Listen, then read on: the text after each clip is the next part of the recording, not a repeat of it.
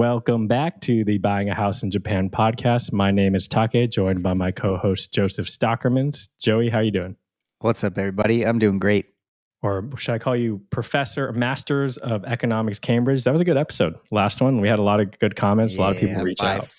By not an expert in any sense. That was a long time ago.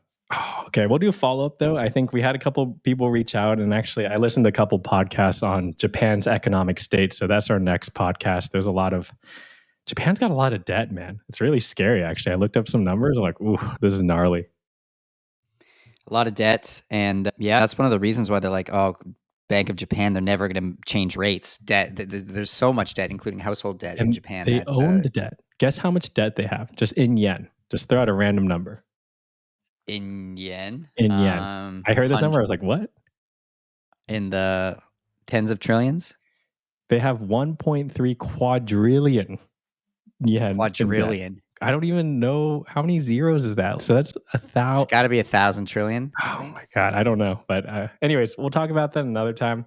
I got some spicy updates, not updates, but wanted to chat about banking in Japan. I know it's a hot topic, top of mind for you in particular. Okay, banking in Japan.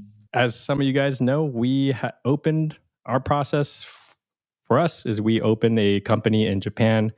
A large part of opening the company was our motives were to get a bank in Japan. So we did get a bank account open at SMBC.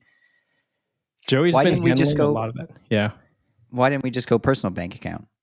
Why didn't? Because we can't. And I think it's very, very difficult. We've heard from a couple people who think they can with, what did that guy say? Post office bank or something? Yeah, the Yucho bank account. Yeah, essentially. I asked Taki the question why we didn't go with a personal bank account. I know the answer. The answer is you need the residence card, not permanent residency, but the Zaidyu card. We used to call it the Gaijin card back in the day. You need one of those things. You need to have an immigration status to open a personal bank account in Japan. Really hard. So if someone does figure out how you can open a bank account as a foreigner, please let us know. But for all intents and purposes, I think us opening a KK or a GK and then opening a bank account is probably the easiest. Although, how much does it cost us now? We've spent a lot of money. Yeah, so fair warning, it won't be cheap. So we have a bank account. We've had this bank account since about April. It's been opened. Still haven't used it. Still haven't once seen what the balance is in our bank account. And I don't know which way you want to take this episode, Tiger, but there's a lot to talk about there. I was deep in the weeds of online banking yesterday. Spent about 2 hours. Still don't know what our balance is. But yeah, to your first question or your first point, it's expensive. We pay, I think last month was actually our cheapest month, but we pay $1,400 US a month just to keep this bank account alive. So, yeah. To add more color to that, though, we are also we're hiring someone to be our quote unquote representative director in Japan. So there's other things there. But yeah, in our current arrangement, again, I know someone's going to reach out and be like, you guys are getting ripped off, but this is the way we did it. I don't regret. I think we kind of just optimized for getting it done in English. So probably a cheaper way, but here's the layout. Here's how it works, nuts and bolts. I feel like on our consultations, a lot of time we're like, oh yeah, open a GK in Japan and you can get a bank account. Here's how that looks in practice and the associated costs. You can open a GK, but to do anything in Japan, you're going to need a representative director. You can be that representative director as a foreigner. Me and Take are actually representative directors, but you need to do anything, open a bank account, get a SIM card, anything else you can think of that is one of those things that's hard to do in Japan. You're going to need a representative director that is either a Japanese national or a permanent resident. So has gotten that special permanent resident status. That's what's expensive for us. We went with an English speaking service, and having the representative director on board. So there are services that do this. They'll provide a representative director. That's the expensive part. On top of that, we pay for an address fee. We don't have a physical office in Japan, or actually we do. We could use our property and open up, say that's our physical office, but we are using the same company that we get the representative director from. We're borrowing essentially their address. Basically, their business address is our address, and we also pay that fee. On top of that, There was a setup fee to get the bank account set up. It's not easy, even for a company that specializes in this, to open a bank account for a company owned by foreigners in Japan. So that was more fees on top of that, I think in the ballpark of $2,000 or $3,000. So that's the nuts and bolts. When we do say this, like on our consultations, you can open a bank account if you open up a company. It's going to take a long time. When are we now? August? Maybe we started this in February, March. So that's where we are now with it. Still haven't seen our balance on this bank account. And we've been paying a lot of money just to get to this point. It's been brutal, but I also do think, shout out to the company we've been using. I do think they're working really hard. And just in Japan, it is a difficult, I've heard from other people too, it's very difficult to open a bank account. It is a very much relationship based thing too. I know our company that we worked with had JOS, they have a personal relationship with SMBC, and they did not guarantee by any means they could open a bank account. Luckily, we had a website that we showed, and I think that lowered their guard and got us approved quite quickly. But yeah, it's been very difficult to say. Step one, they opened our bank account, but then we only got like a little checkbook. And it's been a whole ordeal just to open an online bank account, which we have opened an online bank account. We now, I think, have a debit card. The next step is we need to get a credit card. It's been a 6-month journey. Joey, talk to me a little bit about the online banking access and just generally banking tech in business, banking tech in Japan. So when we first got the bank account opened this April, we got what's called a tsucho. So TSUCHO, tsucho, which is basically a paper bank booklet. So if anyone has had experience banking in Japan, they know what this is. You have this little booklet. It looks like a book that you actually open. You tilt the book 90 degrees and then you open it kind of vertically, I guess you would describe it as.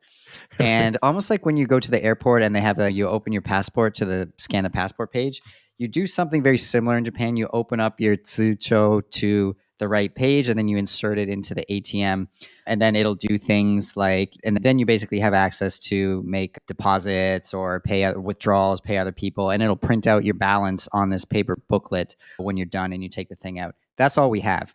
This is like the main way banking, like household banking, is done in Japan. I'm surprised this is all you get initially for a business bank account as well.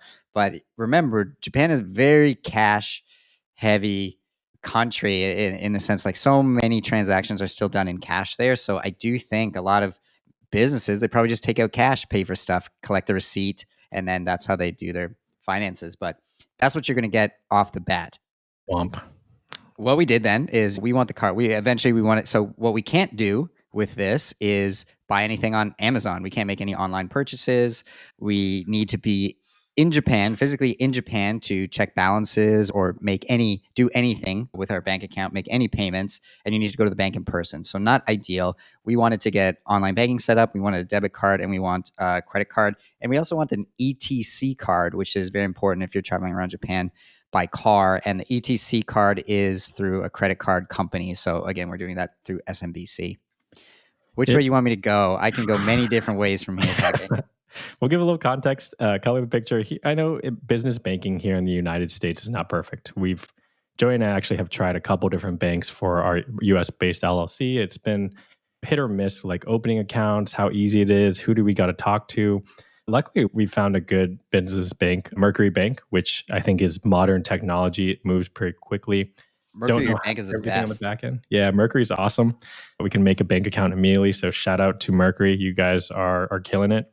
Joey, tell me about we haven't been able to see our online balance yet. We put in about roughly $8,000 and we're kind of like, dang, we really need that for furniture. But we put in about $10,000. Okay. So getting towards online banking. So first, let me just describe. So there's something called a cash card. What we have is a cash card, not a debit card. We don't have it in our hands. The company helping us, JOS, we have a cash card. You cannot use that for online purchases. It's basically just like this passbook, the tsucho, again, but in card form. Can't use it for any online purchases. It's literally just for taking cash out at the ATM. That's one more step that we got just a few days ago. So debit card without being... I was confused as well. I kept asking this, and no, you cannot use it for online purchases. It's just for taking cash out. Cash card, it's called. Cash card. So online banking has been, so I've been trying to get access to our online bank for the past, I guess, day. I spent a day at JOS offices and they at least got me set up, but I tried logging in again last night and yeah, still haven't seen the balances.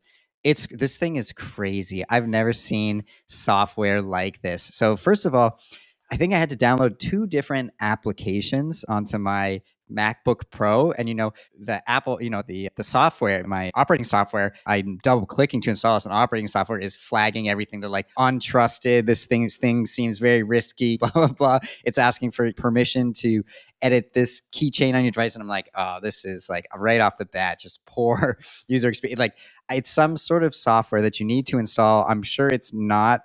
I'm like 90% sure it's not malicious or stealing any of my data. But honestly, you need to download two different pieces of software that ask for quite a lot of access to things on your computer. That's how this experience starts. Yellow flag. All right. I mean, Red flag. yeah, like blood orange flag for me. Blood orange. Okay. What's next?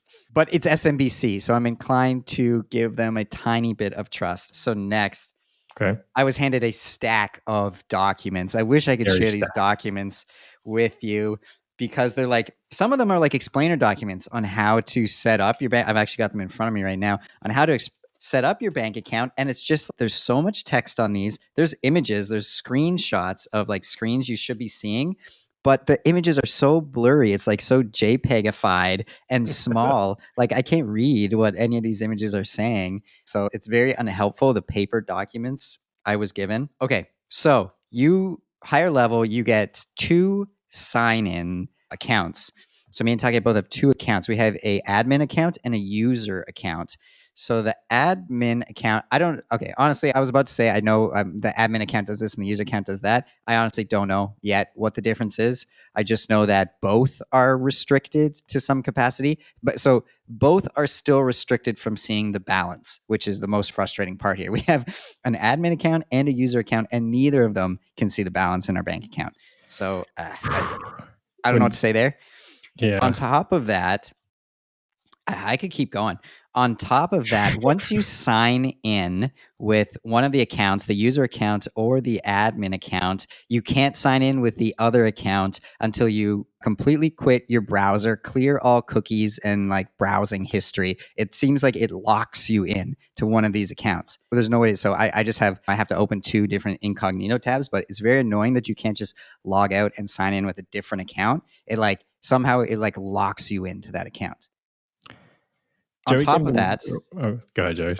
Sorry, I'll just wrap this up. There's a lot more I could vent about online banking in Japan, but on top of that, we also have a physical one-time code device. I'm not sure when this needs to be used yet. Obviously, I haven't got there. I have not used it yet. Haven't got there yet.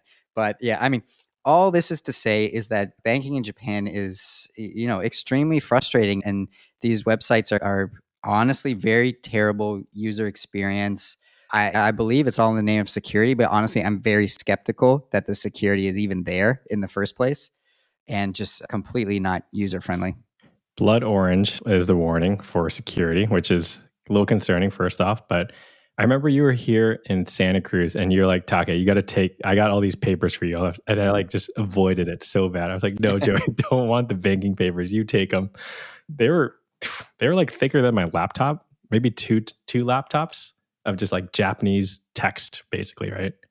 Yeah, and on top of that, I can't even remember the two sketchy applications I had to install that wanted real deep access to stuff, passwords and stuff on my computer. So for you to even give you access, we would have needed to figure out what those applications were, and I've completely forgotten. So okay, so the TLDR, online banking and banking in Japan is a pain in the ass, right?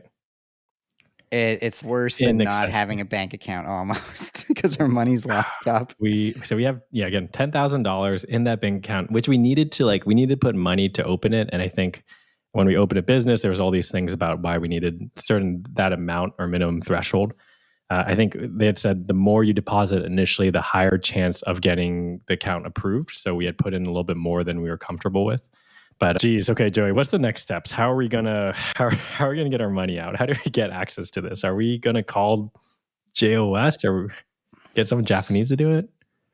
So I think so right now, eventually I believe with JOS help, I will be able to figure out how to view my balances and figure out how to make payments. I think it's just a matter of time and putting in the effort to understand the website. So I don't think next steps are that serious. I think if one good thing would be a little bit of redundancy. If you could install these sketchy apps on your computer next time we're in Tokyo, if we go back to JOS, ask them how to do that, just so in case I can't move money Oh, or some sort of, or I lose my computer gets stolen or something like that. I think that type of redundancy would be helpful. okay. I think that we honestly, so there are online only banks in Japan. Shinsei Bank is one Mhm. of them. And that's what one of our good friends, another entrepreneur in the space, uses. And I'm tentatively optimistic that they're much better than SMBC. Okay. I honestly think we open another bank account and abandon ship on SMBC. Absolutely. If it's this hard for us to see our balance, I saw your email chain back with them and it's just so many screenshots and so much text. I'm just like, as someone who doesn't know can't read Japanese, that if you think the Japanese real estate sites are daunting, like the screenshots you were sending me, I was like, holy shit, this is really bad. And I It's definitely really agree with you. bad. It blows my mind how bad it is. Just like the login process, the weird sketchy stuff I had to install. It's just did no one ever take a step back and think why I'm on? I like to make fun of Japanese websites a lot. I think they're really bad quality in terms of just design elements, but banking website SMBC online banking Value Door it's called has really just blown everything I thought about Japanese poor web design out of the water. It really takes the cake. You were so frustrated yesterday. I saw your WhatsApp. You're like, what is happening? I was like, oh, thank God Joey's handling this. Appreciate you doing that. Again, Japan is on floppy disks. Actually, they won. They are no longer on floppy disks, but fax machines are still around. Similarly, I remember when we were setting up the internet at TBC, we were, Yeah, I don't know how you oh my pulled that God, off.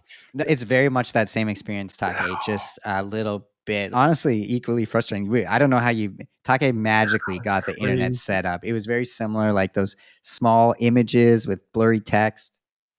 It was literally insanity. Like whatever, insanities do the same thing over and over and expecting different results. We actually insanity worked. I remember refreshing the button over and over and just doing the same Insanity thing until worked. internet worked. So if you are buying an Nokia or setting up internet in Japan, just know it's not going to be as easy as it is in the States. If you are opening a bank account, expect it to take a long time. If anyone listening has a solution, please let us know.